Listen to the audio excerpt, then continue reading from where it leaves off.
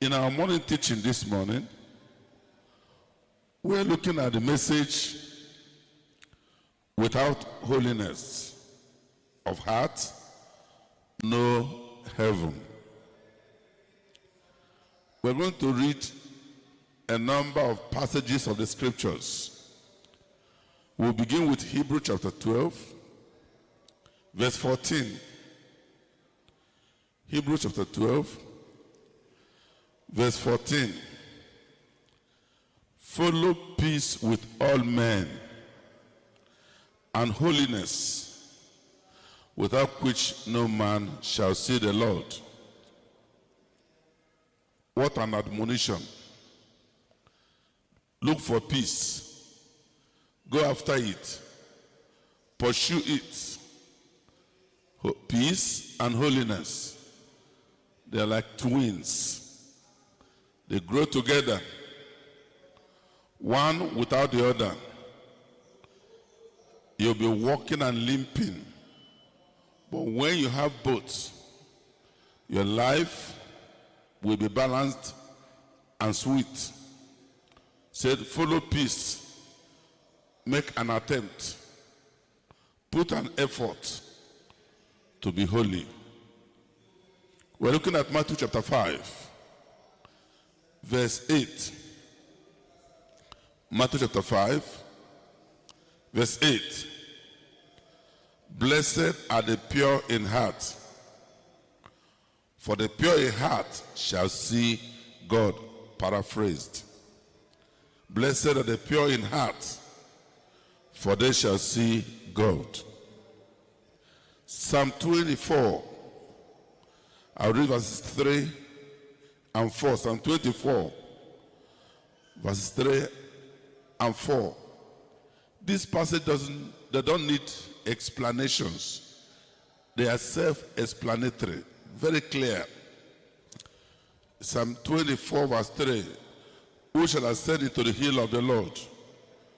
Or who shall stand in his holy place? What a question. Look at the answer.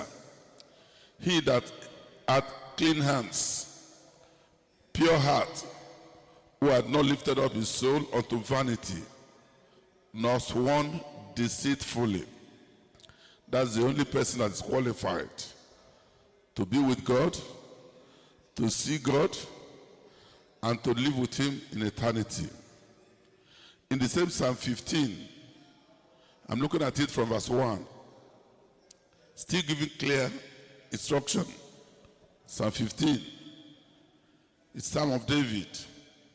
I'm looking at it from let's start from verse 2, or let me start from verse 1. Who shall abide in thy tabernacle? Who shall dwell in thy holy hill? Look at the answer. He that walketh uprightly, and walketh righteously, and speaketh the truth in his heart. He that backbiteth not with his tongue, nor doeth evil to his neighbor, nor taketh up a reproach against his neighbor. In whose eyes a vile person is contemned, but he honoreth them that fear the Lord.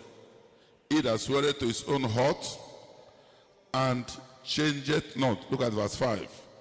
He that putteth not out his money to usury, nor taketh reward against the innocent. He that doeth these things shall never be moved. Come to Isaiah chapter 35, verse 8. Like I said, the passages I'm taking this morning, they don't need much explanation. They are self-explanatory for sincere seekers, hearty seekers. Isaiah 35, verse 8. And an highway shall be there, and a way, and it shall be called the way of holiness. The unclean shall not pass over it. Underline. The unclean shall not pass over it. And that way of saying it is that the people who are defiled, people who are contaminated, people who are with issues shall not pass over it, but it shall be for those, the word-fearing men, though fools shall not err therein. Come over to Revelation chapter 21, verse 27. Revelation chapter 21, verse 27. And there shall in no wise enter into it that glorious city, whose builder and maker is God. And there shall in no wise enter into that city anything that defileth, neither whosoever worketh abomination, or maketh a lie, but they which are written in the Lamb's book of life. In the Lamb's book of life. So as we talk about holiness with all the passages we have read, you need to understand that holiness is not an abstract. Holiness is something feelable, something seeable, something we can notice, and is very much available for those who are sincere. The quest for eternal life has been a central theme in all religious teachings throughout history. Everybody wants to know, after now, what next? Everybody wants to know, whatever I'm doing presently, there must be an end. And when we end here, what shall be the next thing to be done? Among the foundational truths upheld by the scripture is the undeniable principle that without holiness of heart, holiness, please take note of hearts, no one can enter heaven. From here we can see that holiness is more than outward righteousness or religious observance. It is a purification of heart, the inner man. It is a transformation that aligns one's soul with divine standard. Heaven as the ultimate dwelling place of God remains a realm of purity, and only those whose hearts have been sanctified, purified, made holy are the people who are going to be candidates and partakers of this wonderful glory. The Bible consistently emphasizes that necessity of holiness as a prerequisite for being in this place. It states unequivocally that follow peace with all men and holiness, without which no eye shall see the Lord. This declaration reinforces that holiness is not an option, virtue, but an essential condition for eternal consummation with God. Jesus himself re-echoed the truth when he proclaimed in the book of Matthew, "Blessed are the pure in heart, for they shall see God." The purity of heart grants access to the presence of the Almighty God, securing an inheritance in heaven. Look at it this way. After all the hustle and bustle of this life, our souls are to find rest in heaven. That desire should help us to arrange ourselves. So then, before I go to what holiness is all about, can I give you answer some questions on what holiness is not all about? Number one, holiness is not a mere outward appearance, though it's important. Modesty is very important. But we now know that holiness goes beyond clothes. It is a state of heart. Otherwise, Jesus said in Matthew chapter 23, from verse 27, Matthew 23 from verse 27, you know that holiness does not stand and end up in physical appearance. Jesus said, woe unto you, scribes, Matthew 23:27, and Pharisees, hypocrites, for ye are like unto a whited sepulchres, which indeed appear beautiful, which appear accommodable, indeed physically, but are within full of dead man's bones and of all uncleanness.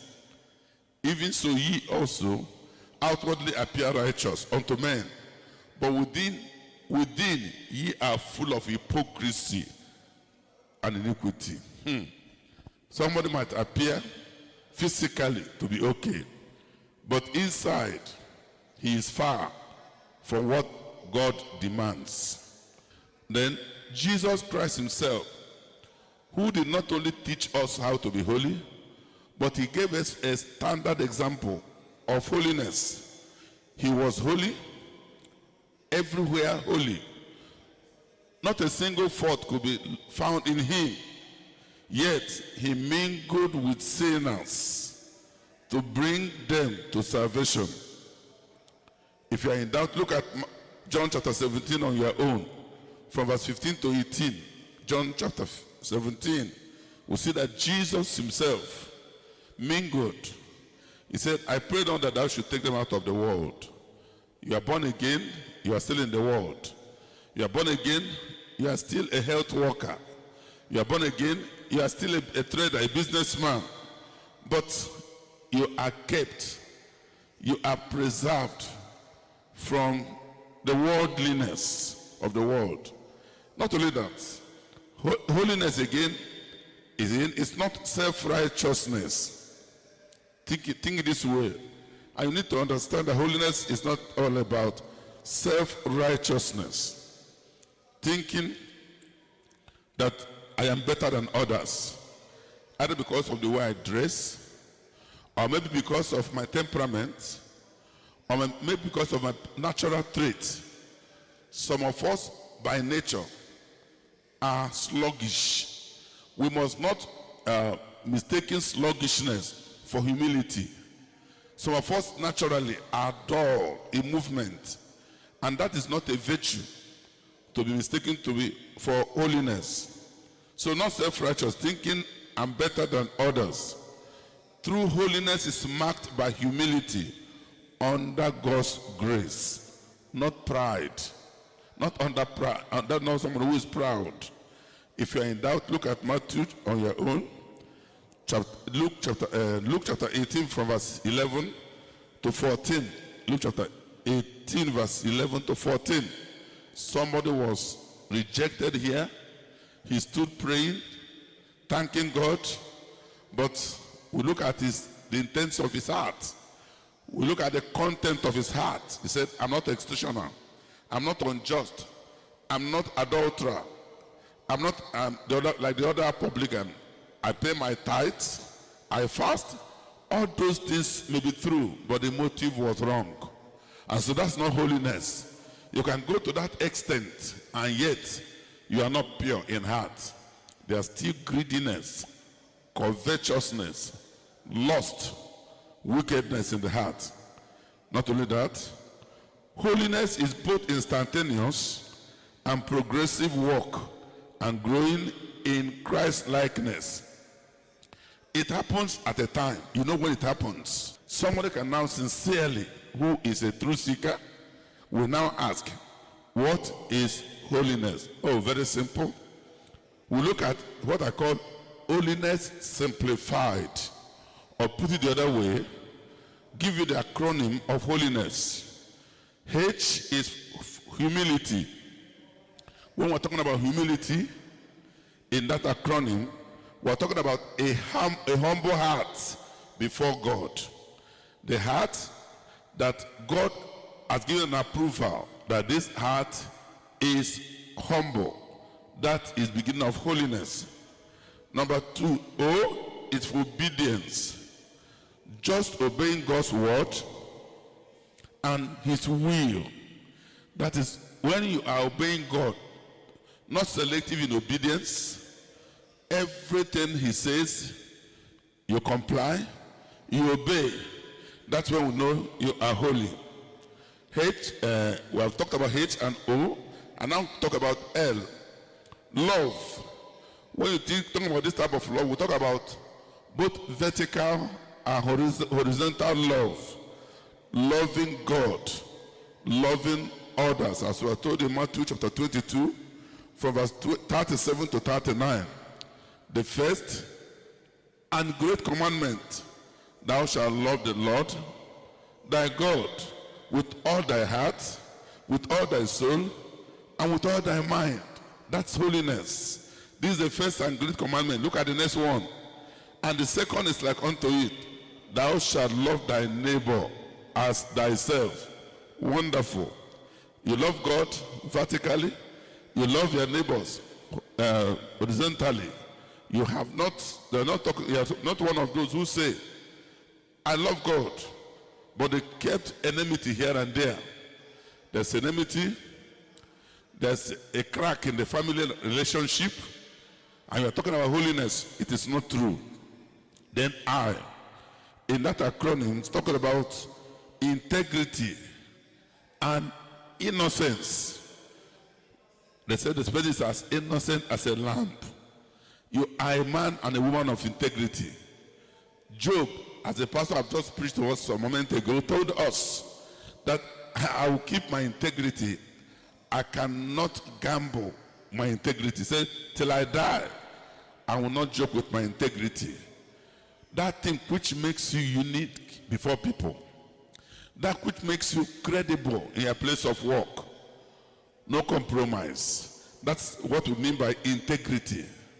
You are a man of your word. You are bound by your word, by what you say. Not only that, and for newness of life. That's holiness. Because when we talk about holiness, like I said, it's not an abstract. It's not something you cannot feel. It's not something that is on the space, on the air. It's something we have interaction with day by day. So it's not too ambiguous for somebody to say, well, this is too heavy. No. As simple as newness of life, new nature, walking in new life that Christ gives to you. Now you are saved. Now you are born again. The work of Calvary has been completed in your life. You now walk as a believer. Talk as a believer. Move as a believer. Practice anything as a believer, anywhere you are. And your present life is different from your old life. E for endurance. By this I mean staying faithful to God despite trials and temptations. Endure. Enduring persecution. You are remaining faithful, unchanging and unbending. That's what we mean by true holiness. Not only that, S for separation from sin.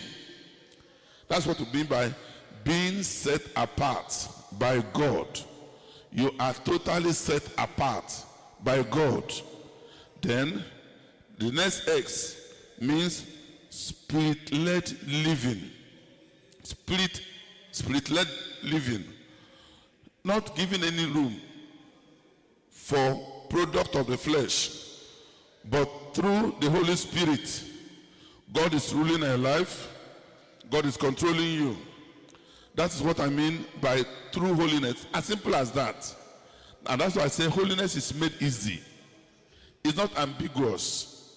It's not difficult. It's something you can practice on a daily basis. Anywhere you are, anywhere you're living. 3 things are before us very quickly on this topic.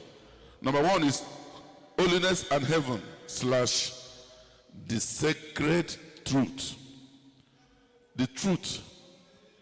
T-R-U-T-H. The truth of the word of God. Holiness and heaven co-joined. They are like what we call co-joined twins. They are together. And it's a truth that is established in the word of God. Number 2, holiness of heart / supernatural touch. It doesn't happen by accident. Something happened. And then holiness becomes a product Holiness will be afterward evident. Then number 3, holiness, heaven, number 3 is heaven for the holy. The scriptural treasury, T-R-E-A-C-E-R-Y, treasury. Heaven for the holy. That's the desire of every believer. Heaven is not for backsliders. Heaven is not for corrupters. Heaven of those are not for those who are having double standard. They have 2 faces. They wear one face at a time and then another face at a time. It is for people whose life are patterned after the likeness of our Lord Jesus Christ. Now let's take them one by after the other. Holiness and heaven, the sacred truth. Come back to Hebrews chapter 12, verse 14. Can we read it again? Hebrews chapter 12, verse 14. Follow peace with all men and holiness, without which no man shall see the Lord. Do you observe here that holiness has 2 legs? For it to be balanced in your life, no part of it should be neglected. If you say one side of the holiness, the side of peace with men, is stronger than the side of holiness before God, then it means you are not on course. So take note of the truth. That's why we're here today. We need to learn and we need to understand what the Lord has said. 1 Peter chapter 1 from verse 15 and 16. 1 Peter chapter 1 from verse 15 and 16. But as he which hath called you is holy, God has called you. You have received the call of salvation. Come unto me, all ye that labor and are heavy laden, and I will give you rest. What a glorious call. Crayon call. Said, but take note, who is calling you? Satan is not calling you. The world is not calling you. It is God himself who is calling you. He said, because he is holy, you are required to be holy. A young girl, an old woman, whatever you are doing, whether you have a job or have no job, because it is written, be ye holy, for I am holy. Can you see from all the places we are reading now that holiness is synonymous, used as, either you use it interchangeably. You can call it sanctification. We are talking about holiness. You can call it perfection. You are talking about holiness. You can call it perfect love or purity of heart and life. That is holiness. Holiness at its core denotes a state of being consecrated and set apart for God's purpose. That is summary. You play your own part, God plays his own part. Your own part is to consecrate your life. Lay all at the altar. God's own part is to set fire on it and accept it, all that you have laid down before him.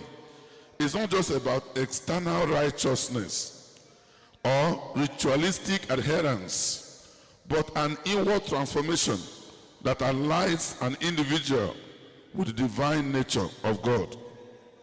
It brings you completely in alignment to the nature of God. It's at the level of sanctification that the Adamic nature is dealt with total uprooted, and the heart is made holy and pure to be able to serve God without fear. In holiness and righteousness all the days of your life. There are things we brought into the world, and now we are born again. Our actual sins are forgiven, but there's a need for a revisit. There's a need for a total uprooting, complete dead blow to those worldly things. And that's why we talk about the pursuit of holiness. It's often regarded as fundamental prerequisites for entering heaven. The sacred truth embedded in the scripture teaching affirms that holiness is not merely ordinary something we look at. It's not just merely a moral obligation, but a divine expectation. God expects you to be holy. Throughout history, religious doctrines have emphasized the purity of heart as the gateway to eternal communion with God. Nobody has successfully given us anything on the contrary on how we shall spend eternity with God. You can't do it without holiness. Heaven represents the eternal dwelling place of God, a realm of absolute purity, devoid of corruption, devoid of sin. As such, only those who have embraced the call to heaven can inherit it. The divine principle behind holiness is that it qualifies individuals for heaven, ensuring that spiritually compatible with the realm of righteousness as we see in heaven. And that's what the Bible confirmed it in the place we read, and there shall in no wise enter into it anything that defileth,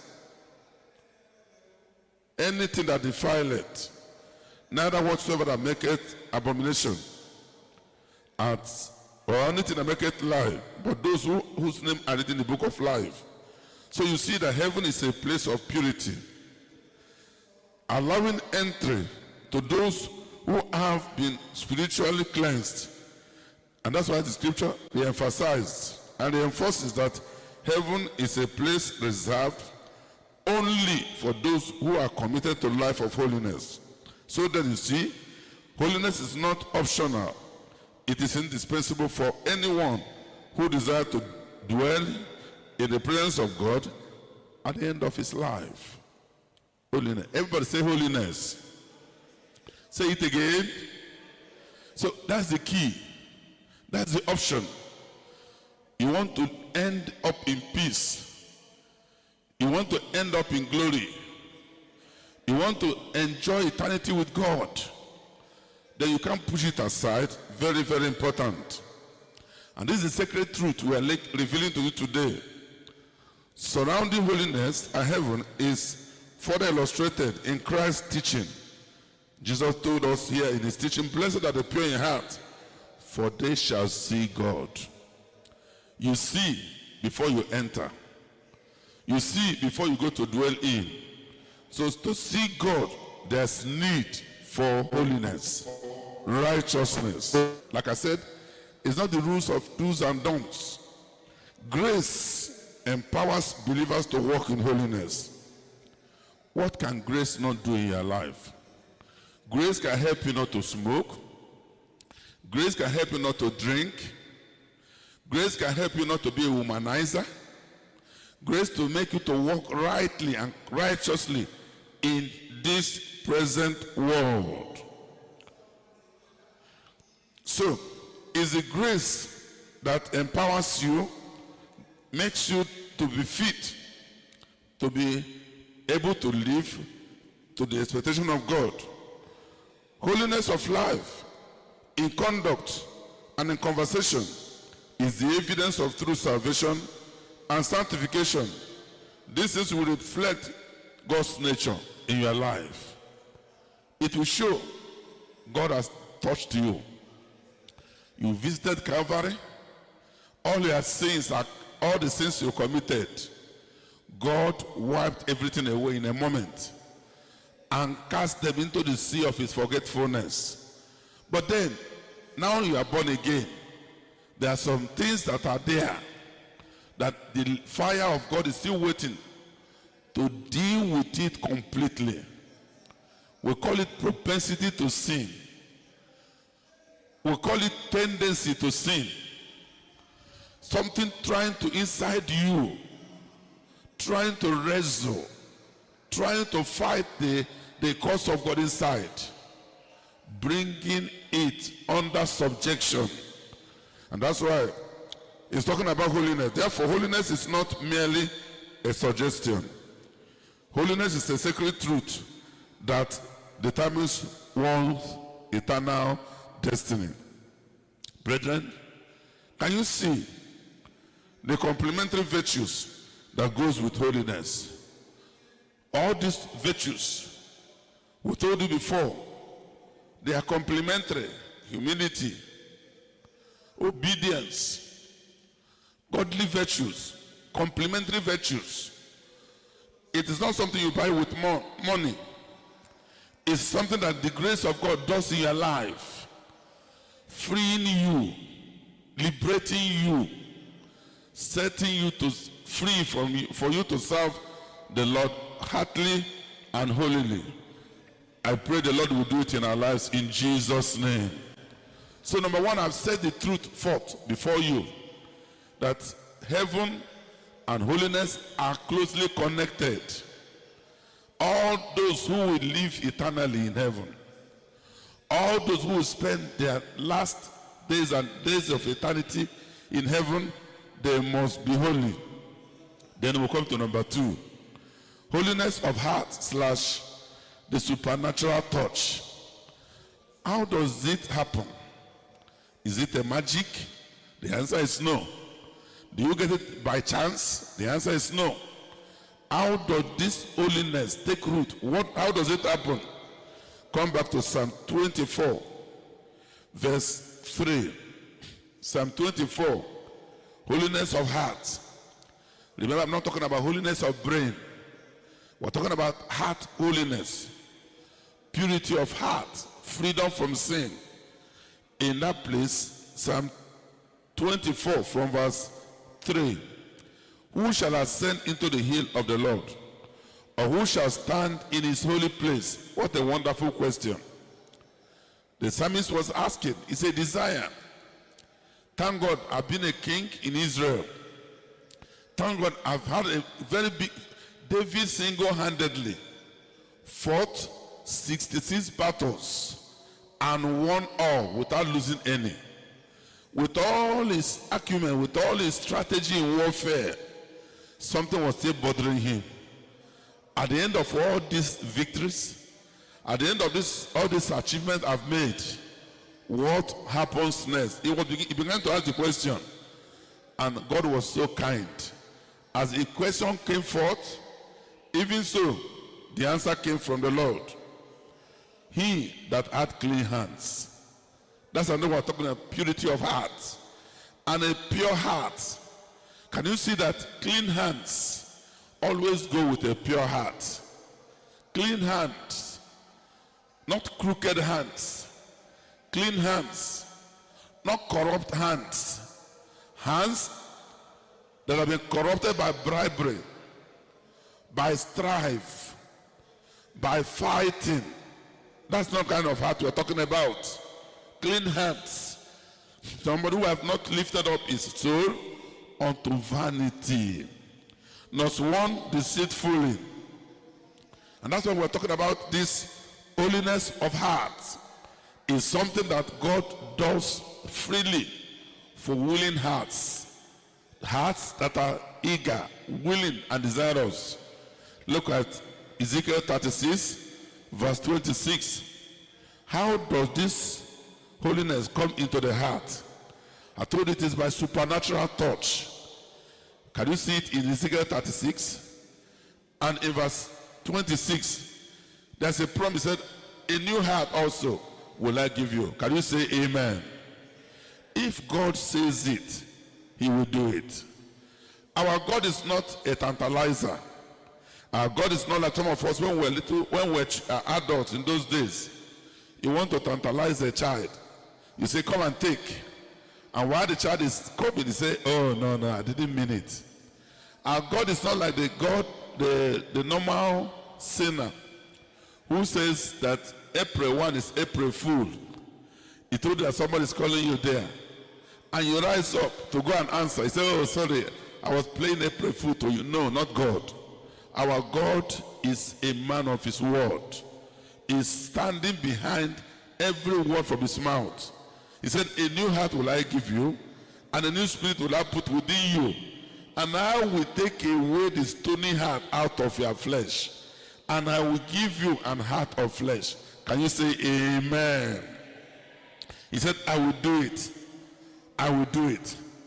That kind of stony heart, that kind of stubborn heart, that kind of, the heart of a sadist that makes people to be scared about you. You frighten people with your faces. He said, when I come, I will visit you, and I will take that heart away from you. And God has done it before, he will do it again. Psalm 51 verse 10. Psalm 51 verse 10. Psalm 51 verse 10. He said, look at the prayer of the psalmist here. He said, create in me a clean heart. It's the work of God. We obtain this cleanness of heart, sanctification. We get it from the Lord. Renew a right spirit within me. It's only God who can do it. You don't get it in the four walls of a classroom. You don't get it in the four walls of entertainment, where you have entertainment and having a good time with your friends and your neighbors. This is what God does himself. Jeremiah chapter 31 verse 33. Jeremiah chapter 31 verse 33. You see, God does it and is willing. He said, but this shall be the covenant that I will make with thee, with the house of Israel after those days. Say the Lord, I will put my law in their inward parts and write it in their hearts, and I will be their God, and they shall be my people. It makes you God conscious. You are at the center of God, and God is your center. You can't take a step. You can't take an action. You can't do anything until you are confirmed. You have confirmed that this is the will of God. Look at this. Look at 2 Timothy 2 verse 19. The importance of this. Why it is necessary that this supernatural touch should be done in our lives. 2 Timothy 2 verse 19 said, nevertheless, the foundation of God standeth sure, having this seal, the Lord knoweth them that are his, and let everyone that nameth the name of Christ depart from iniquity. Why? Why will he depart from iniquity? Look at the next verse. There's the reason why God is willing. He said, but in a great house there are not only vessels of gold and of silver, but also of wood and of earth, and some to honor and some to dishonor. Look at verse 21. Verse 21. If a man, if a woman, if a girl, if a boy, therefore purge himself from this, there is human part and there's God's own part. If a man purge himself from this, he, that man, he, that boy, he, that woman, shall be a vessel unto honor, sanctified, and meet for the master's use, and prepare unto every good work. Can I tell you this? When you have, I remember many years ago, when we're told that a pastor is visiting us in those days. I remember our mothers in those days would tell us, please, clean the house, put everything in the proper places, remove that rubbish there, remove that rubbish there, because a pastor is going to be a guest in our house in those days, in our houses. I remember that we did everything we can. And the same thing today, for God to accept, to use you, to employ you, to engage you in any work that has eternal value, you must be sanctified. You must be appropriate vessel, correct vessel. God will not use a smelling vessel, a stinking vessel that is contaminated. No, he will not. For us to be used, there is need for supernatural touch. God, out of his mercy, will touch us supernaturally, roll away all Adamic nature, all the things that are carnal, all all the things that are sensual, all the things that are pulling us to the flesh, God is willing to do away with them. So, brethren, holiness of heart is not achieved through human effort alone. It requires a supernatural touch from God. Through holiness is birth in the heart. When a person experiences divine transformation, an internal renewal orchestrated by the Holy Spirit, it is more than morality. It is more than keeping your hands straight. It is more than talking gently and walking gently. It's a work of the Holy Spirit that happens, that takes place in our lives. It's a supernatural work that aligns the heart with God, God's will and nature. When discussing holiness, it's essential to recognize that human nature is inherently sinful by birth, by nature. Human nature is inherently sinful, corrupt, contaminated. So it's important to know that. If you know that, to help you to now know that it is important when discussing about it, you know where man is limited and then where God comes in. However, through Christ's redemptive work, believer can receive a supernatural cleansing facilitated by the Holy Spirit, because we are told, he said, a new heart also will I give you. Say amen. And a new spirit will I put within you. God assures us he will do it. In the time of Ezekiel, he promised it, and he did it. Holiness is not merely about behavioral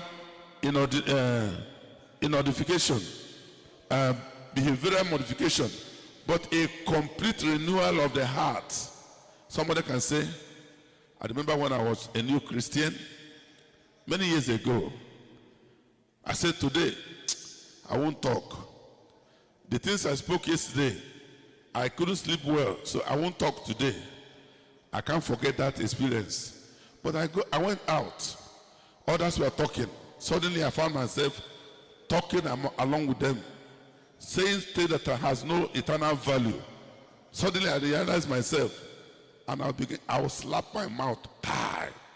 Say, you talk again? I told you earlier today I won't talk, and you are talking. After slapping my mouth, I'll keep quiet for a little time, but after some time again, the thing will repeat itself. That gives you an idea. It is not all about behavioral modification, but a complete renewal of the heart. The supernatural touch of God regenerates the spirit, making holiness attainable through divine empowerment. Holiness of heart extends beyond religious practice and enters in the realm of daily living. It becomes a daily pattern that this life is changed. This individual has been touched. Something has happened in his life. A holy life manifests in one's thoughts, in one's attitude, in one's interaction. It is reflected in how individuals love others, practice righteousness, and then remain devoted to God. A heart touched by God will bear divine attributes, showcasing holiness not only in belief but in conduct. Showcasing holiness not only in belief but in conduct. You can see it. A heart purified by God possesses victory over sin. Sin will not have power and control over your life. The supernatural touch of holiness enables believer to resist temptation and to maintain spiritual integrity. You are free and free indeed. Holiness guarantees freedom from bondage of sin, freedom from undue habits of life, securing one's place in heaven when your life is holy. You will not be, every time you go to pray, you spend a good quality of your time confessing your sin. Oh Lord, I'm sorry. What I ought to do, I did not do. If you didn't do it, why didn't you do it? Oh Lord, I'm sorry. What I'm not supposed to do is what I've done. If you know it was wrong, why did you do it? That's why holiness comes in. He comes to purify, destroy the yoke, destroy the pattern, destroy the way life has been holding you. You see a change. At least in the next 1 minute, you are free from sin. At least in the next 1 hour, you are free from sin. At least in the next 1 day, you are free from sin. At least in the next 1 week, you are free from sin. It's not something very rigorous.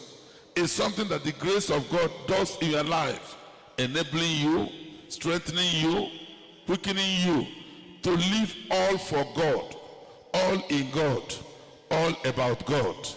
No room for carnality, no room for sexuality, no room for frivolity, no room for anything that does not give God glory.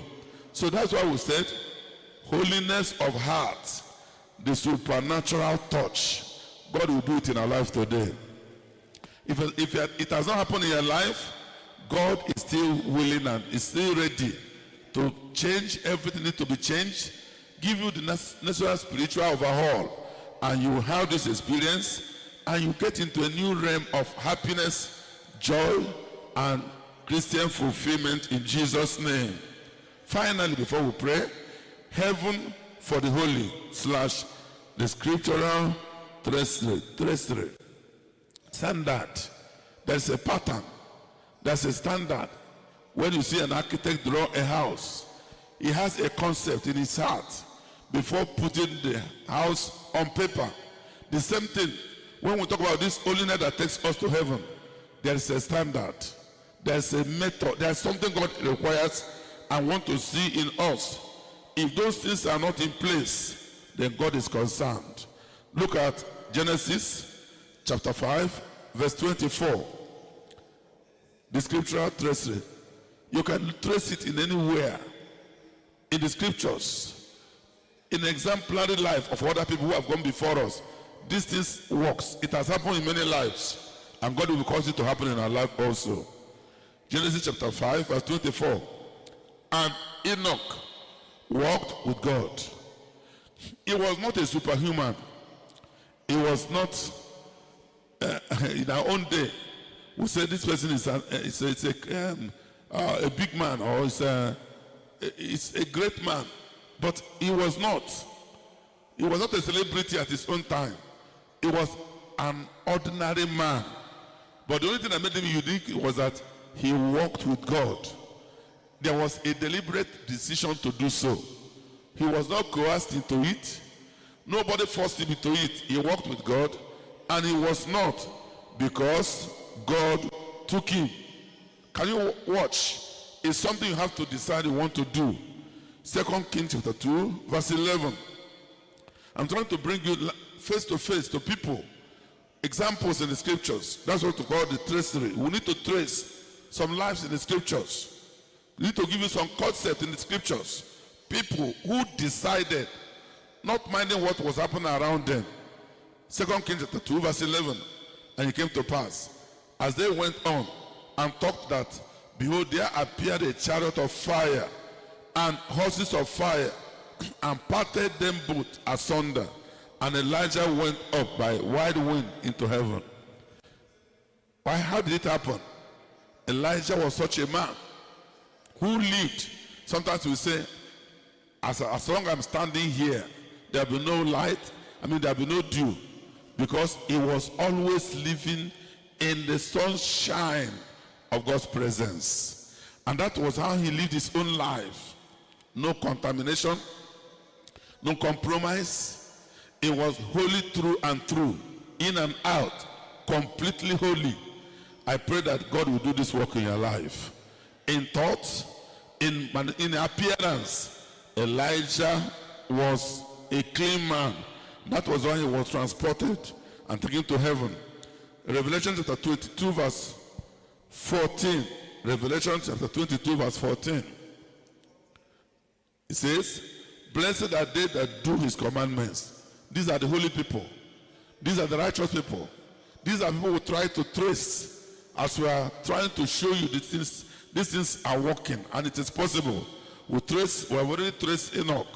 We have already traced Elijah. We're now in the book of Revelation. It said, Blessed are they that do his commandments, that they may have right to tree of life, and may enter in through the gates into the city. They don't want to jump the fence. They enter in through the gate of the city. They don't want to come from the backyard. They want to enter in through the gate, walking in the pathway of truth, godliness, righteousness, God-fearing life.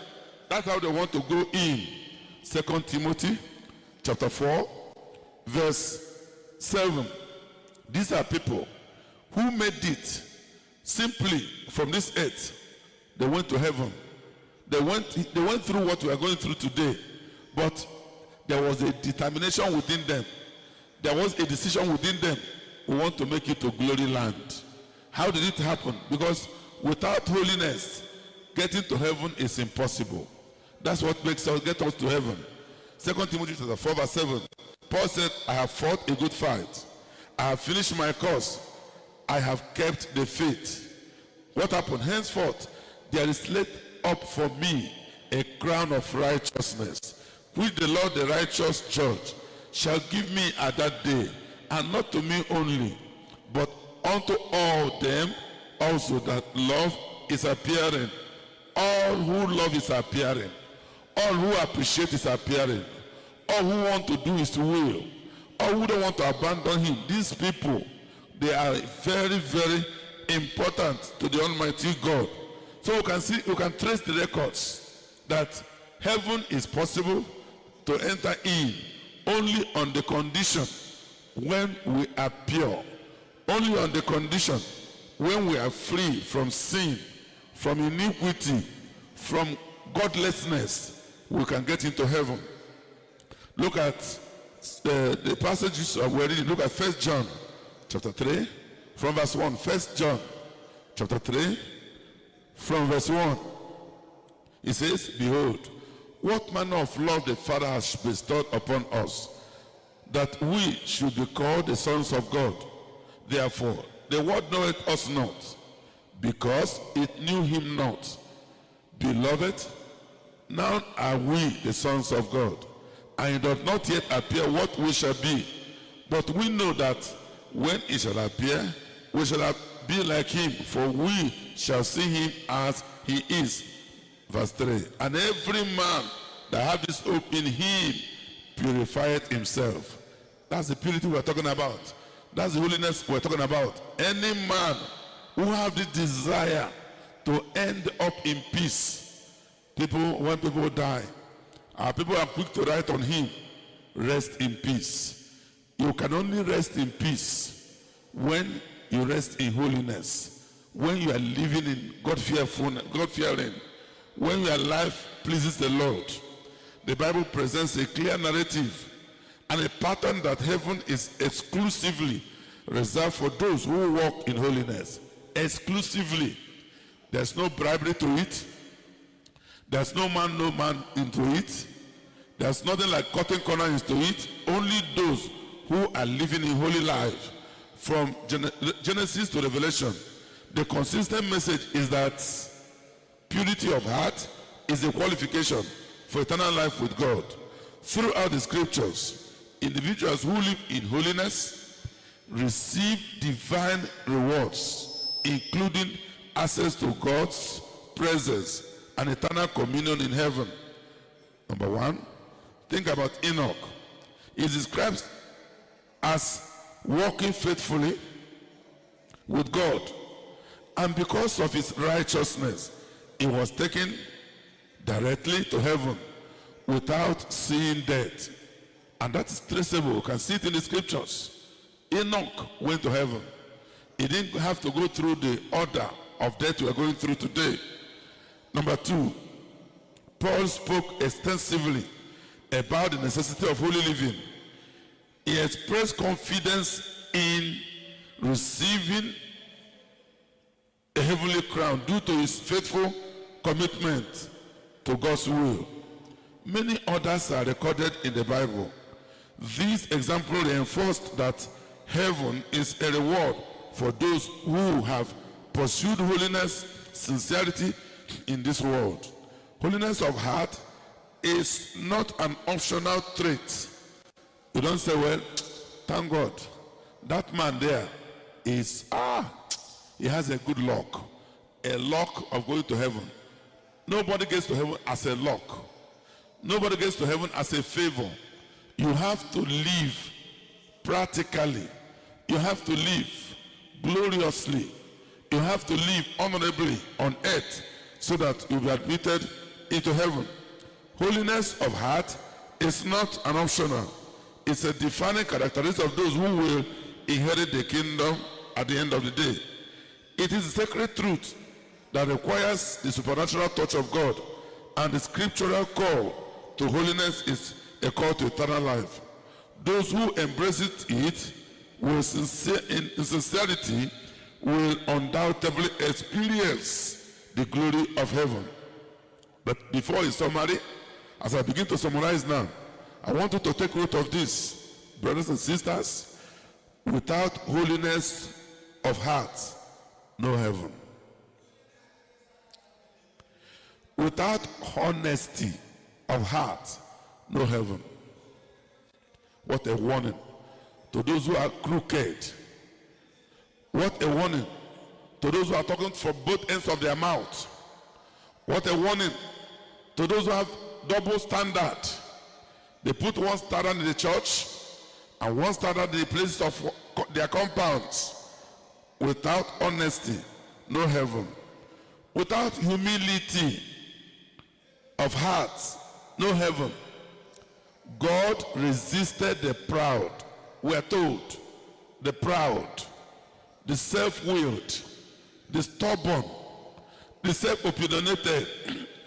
God looked at them at a distance. Without humility, there is no heaven. Without hunger for holiness and righteousness, no heaven. You don't have hunger. You have hunger for a husband. You have hunger to be healthy. You have hunger to get money, acquire more certificates. But there's no hunger for heaven. The Bible told us, blessed are those who are pure in heart. Blessed are those who are thirsty, hungry after righteousness. They shall be filled. So without hunger in your heart for heaven, no heaven. Without hope for heaven, no heaven. You just live your life, ordinary life, the way you want to live it. You live your life under probability. Whatever I see, I take. Well, it means you are not ready for heaven. Without sincere hope for heaven, no heaven. With haughtiness of heart, no heaven. With hardness of heart, no heaven. With bitterness in heart, no heaven. Without total consecration for God and to his cause on earth, no heaven. With hatred in the heart, no heaven. With malice in the mind, no heaven. Those who are saying, I don't know what to do, but I feel hurt, I feel wounded, I was not treated well, and that deposit unforgiveness in your heart, let it be known to you today. You are not making an arrangement to spend eternity in heaven. With hypocrisy in heart, no heaven. Are you ready for heaven? Are you willing to go to heaven? Because what we taught to you this morning is without holiness of heart, not holiness of appearance, not walking and looking down as you're moving, not talking loud, but talking quietly. Without holiness, no heaven. And what a disappointment. After we have lived our life here on earth, after we have told people about Jesus, and we have told them about what God is doing, and at the end, we are not able to make it. Everybody say, God forbid. Making it at the end of the day. Making it ultimately. Making it when the trumpet will sound. Making it immediately give our last breath on earth and left eternity. Seeing God at the end of the day requires sincere determination to live a life of holiness. I pray that God will do the work in our life today. We're going to stand up quickly and we're going to pray to the Lord, asking him that, Lord, this holiness matter, I want to have it. As we pray today, I told you what holiness is not. And at the same time, I told you what holiness is. Choose. Either you choose what it is not, and then you are carrying about counterfeit, or you choose what it is, and you go after the genuine. Holiness, righteousness. Holiness, humility. Holiness, obedient to God and his will. Obedient to his word and his will. Holiness, love to God and love to his creatures. Love to God and love to others. Holiness, integrity, innocence. Innocent. You are completely free from every form of defilement. Holiness, newness of life. New nature. Walking in newness of life. Holiness, endurance. Staying faithful to God, like Shadrach, Meshach, and Abednego. These men stood for God, even at the risk of their life. Holiness, separation from sin. Absolutely. Not having, washing your hand with sin. No room for defilement and contamination. Holiness, spirit-led living. You can say, I am led by the Spirit to say what I'm saying. I'm led by the Spirit to take my journey. I'm led by the Spirit to do what I'm doing now. I'm not on my own. I'm not doing what I want to do. The Spirit of God is leading me. That's the essence of this morning message. Just remember, this message comes immediately that of yesterday. Regeneration and victory over sin. Sin is a problem. We have to fight against it. Sin is a problem. We have to deal with it. Sin is a problem. That's the essence of our coming for retreat. So we can get a power to knock out the power of sin, the influence of sin, the control of sin in our lives. In Jesus' name we pray. Father, it's our desire, it's our prayer that this holiness matter will not just be what we hear, what we have by knowledge, but we want it to become something translated into our personal experiences as husbands, as wives, as children, that we will live in total righteousness, in total freedom from sin. All we have learned to the Lord is that it is possible to be free from sin. It is possible to live a righteous life. It is possible to live a God-fearing life. Therefore, the grace to live in total holiness, complete holiness, in preparation for eternity, give to everybody here today in Jesus' name. Those things that make us to rise and fall, every form of besetting sin, today in the name of Jesus, we crush them down. We destroy them completely and set ourselves free to live righteously and uprightly before you all the days of our lives. Lord, as we go forward today, more glory, more grace, more understanding of what you want us to know. Thank you, mighty Father. Your name be glorified forever. In Jesus' name we pray. Can we say amen?